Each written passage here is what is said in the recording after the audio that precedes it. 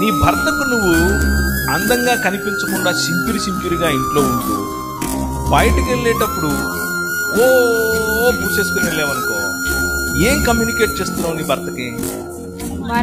He is not important. నువ్వు కాదు నాకు ప్రధానం, మిగిలిన వాళ్ళందరూ నన్ను చూడాలి, అది నా ప్రాధాన్యత అని చెప్తున్నావు. అక్కడ వైఖరిని మార్చుకోవాలి. కానీ అలాగని చెప్పి ఫ్యాషనబుల్ డ్రెస్, ఉదాహరణకు అమ్మాయిలు ముఖ్యంగా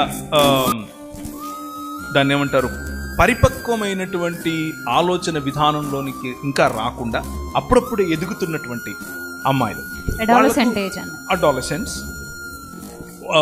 టీనేజ్ దాటిన తర్వాత 17 to 24, 25 వాళ్లకు అప్పుడు ఇంకా ఆ మెచ్యూరిటీ అనేది ఫామ్ అవుతోంది మైండ్లో. అలాంటి వాళ్ళను నువ్వు ఇదే చెయ్యి అని ఒత్తిడి పెట్టడం వల్ల రెబెలియన్ వస్తుంది.